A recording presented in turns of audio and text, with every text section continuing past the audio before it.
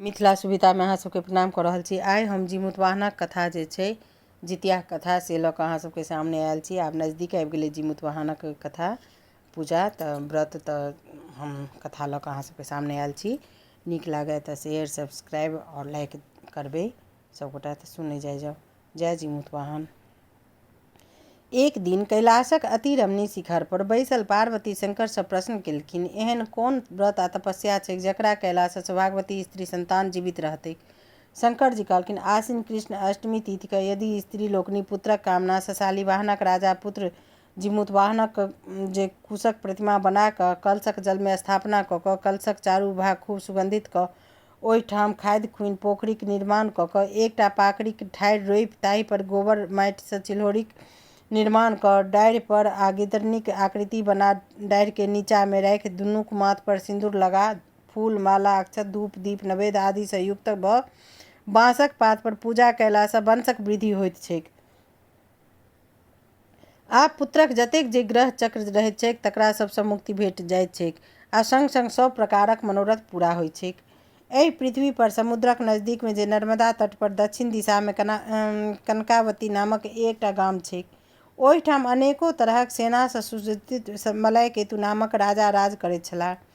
हुनके राज में बहुलिका नामक मरुभूमि छलैक जकरा मध्य बाटे नर्मदा नदी छैक। ओकरे किनार पर एकटा अति विशाल पाकड़िक गाछ छलैक। ओहि पाकड़िक धोधरि में एकटा गिदरनी निवास करैत छलीह आ डारि पर एकटा चिल्हौरनी। बहुत दिन से एक संगे रहला कारणे दुनू में खूब मित्रता छल। ओहि नगर के निवासिनी महिला लोकनि ओहि गाछ लग आबि आश्विन कृष्ण अष्टमी के जिमुतवाहनक पूजा कऽ कथा बाच कऽ आ कथा सुनि अपन अपन घर गेली। गिदरनी आ चिल्हौरनी सेहो व्रत केने छलीह। इहो लोकनि अपन अपन घर गेलथि। ओहि दिन संध्याक समय में ओहि नगर सँ निवास केनिहार जे नामी सेठ तकर एकमात्र पुत्रक मृत्यु भऽ गेलनि। ओकर परिजन सब नर्मदा कात में आबि अग्नि संस्कार कऽ अपन अपन घर जाय गेलाह। ओहि अष्टमीक राति में टपाटप मेघ लागल छल, जाहि सँ हाथक हाथ नहि सूझै छलैक। ओहि भयंकर अन्हार में कखनो कखनो बिजलौका लौकैत छलैक। तकर इजोत में जे मृतक मांस देख देख दिन भरिक जे उपासल गिदरनी, तिनका धैर्य नहि राखल गेलनि आ गाछ पर सँ ओ चिल्हौर के कहलखिन, उनका सँ चिल्हौर सँ प्रश्न केलखिन, हे बहिना, जागल छी? पहिल बेर खुशीपूर्वक चिल्हो जवाब देलखिन जे जगले छी। एहि तरहे अनेक बेर रहि रहि कऽ पुछारी केलाक बाद चिल्हो सोचलनि हिनका उत्तर नहि देबाक चाही। पुनः गिदरनी जिज्ञासा पर जवाब नहि भेटलनि तहन ओ सोचलनि जे बहिना शायद सुति रहलीह। बेर बेर गिदरनीक जिज्ञासापरंत जवाब नहि भेटला पर ओ अपन धोधरि सँ निकलि नदी किनार पर गेली। ओहिठाम सँ अपन मुँह में पानि आनि चिताक आग के मिझाओल। तहन चिता में से जे बाँचल मांसक टुकड़ी तकरा खंड खंड काटि पेट भरि कऽ खेलनि आ अपना निवास स्थान में आनि राखि देलनि। हिनकर सब कर्तव्य डारि पर बैसल चिल्हौर देखै छलीह। आब प्रातः काल गिदरनी चिल्हौरी के कहलखिन, हे सखी, पारनाक चर्चा किएक नहि करैत छी? रातुक बात के जन निहारि चिल्हौर उदास भऽ कहलखिन, हे प्रिय, पारण करू, आब पारनाक बेर भऽ गेलैक। हम स्त्रीगण लोकनिक द्वारा जे देल गेल अक्षत अंकुरी आ नैवेद्य ताहि लऽ कऽ हम पारना करैत छी। अहूँ जा कऽ करू ग। तकरा बाद कालक्रमे प्रयाग में जे कुंभ लागल, चिल्हौर आ गिदरनी संजोग सँ दुनू गोटे ओतऽ गेली। ओहिठाम एक समय में दुनूक मृत्यु भऽ गेलनि। कुंभ में मृत्युक कारणे गिदरनी आ चिल्हौरनी दुनूक जन्म वेदक ज्ञाता जे भास्कर नामक भिक्षु ब्राह्मण तिनका घर में भेलनि। दुनू गोटा जौआ जन्म लेलनि। दुनूक नामकरण भेलनि। चिल्हौर जे छलीह से जेठ भेलीह, हुनकर नाम शिलावती छल, आ गिदरनी छोट भेलखिन, हुनकर नाम कर्पूरावती राखल गेल। दुनू कालक्रमे पैघ भेलीह, यानी कन्यादानक योग भऽ गेलीह दुनू गोटा। तहन दुनूक कन्यादान भेलनि। पैघ जे शिलावती, हुनकर विवाह महामहतक जे नामक जे महाधनिक मणिक लोक तकरा संग भेलनि आ दोसर कन्याक विवाह मलयकेतु नामक महाराज तिनका संग भेलनि। कालक्रमे कर्पूरावती गर्भवती भऽ गेलीह आ बच्चा जन्म लेलकनि, लेकिन बचलनि नहि बच्चा, मरि गेलखिन। एहि तरहे कर्पूरावती के 7टा पुत्र जन्म लेलकनि, लेकिन सातों के सातों मरि गेलनि। ओ लोकनि परम दुखी भेली। पहिल जे कन्या शिलावती, हुनको 7टा पुत्र जन्म लेलकनि, लेकिन सातों पुत्र जीवित छलनि। शिलावती के सेहो कर्पूरावतीक पुत्र सभक मृत्यु पर बड़ कष्ट होइत छलनि आ कर्पूरावती के तकलीफ छलनि जे शिलावती के सातो पुत्र जीवित छनि आ सेवा करै छनि, तकर ई देखि कर्पूरावती के बड़ संताप होइन। एहिसँ दुखसँ कर्पूरावती जीमूत वाहनक जे पूजा दिन खाट पर सुतल छली। राजा जहन गृहवास में अयला तऽ जिज्ञासा कयलनि जे रानी कतऽ गेली। तखन रानी के लग में जे रहनिहार जे चेरी लोकनि से सब जाय कर्पूरावती के कहलखिन जे अहाँ के महाराज ताकैत छथि। रानी ओकरा सभक द्वारा संवाद देलनि जे कहून जाकऽ जे सैन नागर में सुतल छथि। तखन राजा आबि प्रश्न केलखिन, प्रिय एना किएक सुतल छी? कर्पूरावती जवाब देलखिन, सुखे सुतल छी। तखन कहलखिन, प्रिय उठू। कर्पूरावती ताहि पर कहलखिन, अहाँ यदि हमर कहल करब तऽ हम उठब, नहीं तऽ हम नहीं उठब। राजा जवाब देलखिन, अवश्य करब। ताहि पर रानी राजा सँ 3 बेर सत्य करेलखिन। सत्य केला पर कर्पूरावती ओछान सँ उठली आ कहलखिन, हमर जे बहिन शिलावती तिनकर 7 पुत्रक गर्दन कटवा कऽ हमरा मंगवा दिअ। तहन राजा पृथ्वी के ठोकैत कान धरैत कहैत छथि, पापिन एहि तरहक बात अहाँ किएक बजलहुँ?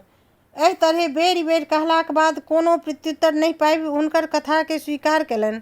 तहन राजा कहलखिन, काल्हि अहाँ के 7टा सिर हम अना देब। कर्पूरावती हुनकर वचन के सत्य जानि जीमूत वाहनक पूजा कयलनि। तकरा बाद राजा अपन सत्तक रक्षा के हेतु चंडाल के बजा कऽ आ कहलखिन जे महामतक जे 7टा पुत्र छनि तिनकर अहाँ गर्दन काटि कऽ कर्पूरावती के आनि कऽ दऽ दियौन। प्रातः काल ओ सब 7टा के गर्दन काटि कऽ आ कर्पूरावती के आनि कऽ दऽ देलकनि चंडाल। 7टा मूड़ी के देख कर्पूरावती अति प्रसन्न भऽ गेली। कर्पूरावती ओ 7टा मूड़ी के धो कऽ पीयर कपड़ा सँ बान्हि आ 7टा डाला में राखि कऽ दासी द्वारा शिलावती के 7 पुतोहुक पारना के लेल पठा देलखिन। शिलावती द्वारा नियमपूर्वक जीमूतवाहनक जे पूजा कारणे ओ 7 डाला महक जे मुंड जे तारक फल भऽ गेल आ 7 बालक जीवित भऽ गेलखिन। ओ 7 बालक घोड़ा पर चढ़ि अपन अपन जे छै से घर एलखिन। 7 भाई स्नान ध्यान कऽ अपन अपन पत्नीक समीप पहुँचला। ओ 7 पुतोहु मौसी द्वारा जे पठायल गेल तारक फल अपन अपन स्वामी के देखा देलक और कहलक, ई अहाँक मौसीक पारनाक लेल पठेलनि अछि। उम्हर जे कर्पूरावती शिलावती के 7 पुत्रक वध शोकाकुल कानक सुनबाक जे आनंद तकर प्रतीक्षा में बैसल छली। जहन कानब कर्पूरावती नहीं सुनलनि तखन जिज्ञासा लेल पुनः दासी के पठौलखिन। दासी ओहिठाम से आबि सब समाचार मलकाइन के कहलखिन, सुनेलखिन। समाचार बुझि कऽ कर्पूरावती अति दुखी भेली। तहन जे राजा से पूछलखिन, हे महाराज, काल्हि जे अहाँ शिलावती के 7टा बेटाक सिर कटवा कऽ देने रही से ककरो दोसर के रहैक, किनकर ओर रहनि? राजा कहलखिन, हे प्रिय, अहाँक सामने ओ 7 मुंड राखल छल, तहन अहाँ एहन प्रश्न किएक करैत छी? रानी ताहि पर कहलखिन, हमहूँ ओकरा सबके देखलियै तऽ आश्चर्य लागल, ओ सब पुनः कोना जीवित भेल? तहन राजा बजला, हे प्रिय, अहाँक बहिन पूर्व जन्म में सत्य व्रतक आचरण केने छथि। ओहि व्रतक प्रभाव सँ हुनकर 7 पुत्र जीवित भऽ गेलनि। अहाँ ओहि सत्य व्रतक आचरण नहि केने छलहुँ तऽ अहाँक 7 बालक मरि गेल आ ताहि सँ अहाँ अत्यंत दुखी रहैत छी।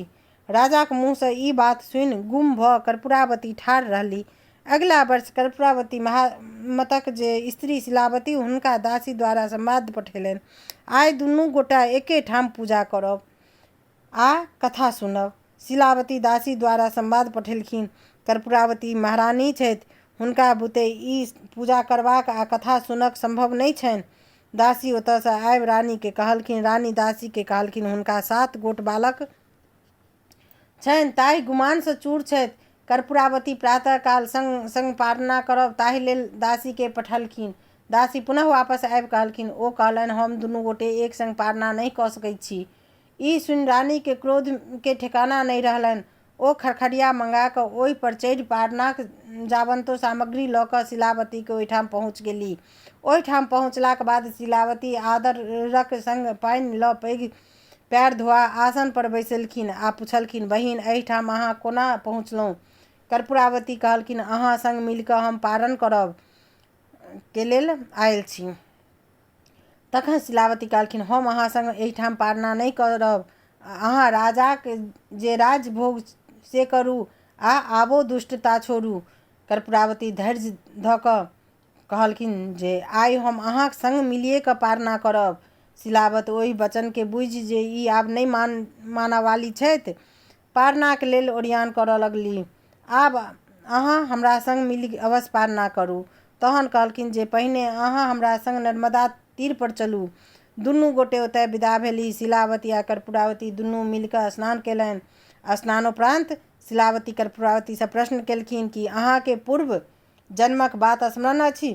कर्पूरावती कहलखिन नहि स्मरण अछि। तहन शिलावती कहलखिन यह नर्मदा नदी अछि, यह बहुलता मरुभूमि छैक, यह विशाल पाकड़िक गाछ अछि। पूर्व जन्ममे हम चिल्हैर छलहुँ आ अहाँ गिदरनी। एहि पाकड़िक धोधरिमे अहाँक निवास करैत छलहुँ आ डारि पर हम। एहिठामक नवगर निवासी स्त्रीगण लोकनि आबि जिमुतवाहनक पूजा कयलनि आ कथा सुनेलनि। हम आ अहाँ दुनू गोटे व्रत केने रही। हुनके सभक लगमे जा हमहूँ दुनू गोटे कथा सुनलहुँ। कथा सुनलाक बाद हम अपन अपन निवास स्थानमे जा कऽ रहलहुँ। ओहि दिन एहि नगरके जे धन्ना सेठ तकर पुत्रक देहांत छै से देहवास भऽ गेलनि।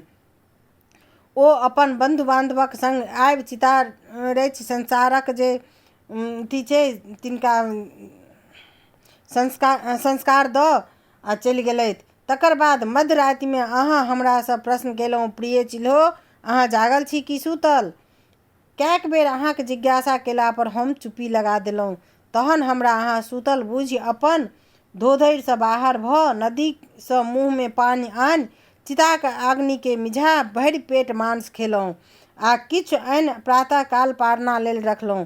प्रातःकाल पारना लेल हमरा अहाँ कहलहुँ, प्रिय चिल्हो पारना नहि करब। तहन हम जे अहाँक रातुक वृत्तान्त देखने रही तेँ उदास हृदय कहलहुँ जे हे सखी अहाँ करू हम कऽ लेब। तखन हम ग्रामीण महिला लोकनि द्वारा देल गेल अक्षत आ अंकुरी लऽ कऽ पारना केलहुँ। अहाँ रातुक जे नर मांस रखने रही ताहि लऽ कऽ अहाँ पारना केलहुँ। ई सब वृत्तान्त हमरा ज्ञात अछि। आबि कऽ देखू। ई कहि हुनकर हाथ पकड़ि धोधरिमे लऽ कऽ जा नर मांसक जे हड्डी आ शेष कर्पूरावतीके सभटा देखा कऽ शिलावती देखैलथि। तखन कर्पूरावती शिलावतीसँ कहलखिन व्रतक भंगक दोष जे अहाँक पुत्र सब मरैत छथि आओर अहाँ दुखी होइत छी।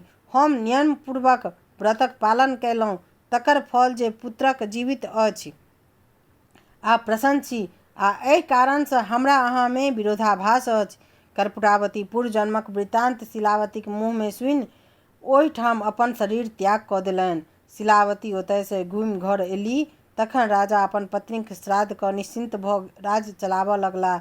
वएह जिमुतवाहनक पूजा आइ तक मृत्युभुवनमे लोक करैत आबि रहल छथि। एहि व्रतके नियमानुसार कयनिहार सब तरहे भरल पूरल रहैत छथि। कथा सुनलाक बाद कर्पूरावती दीप जरा आरती कऽ पूजित देवता लोकनिक विसर्जन करा दियौन। प्रातःकाल अष्टमी बीतला पर नवमीमे पारना करी। जय जिमुतवाहन सबके रक्षा करबनि। जय जिमुतवाहन। धन्यवाद।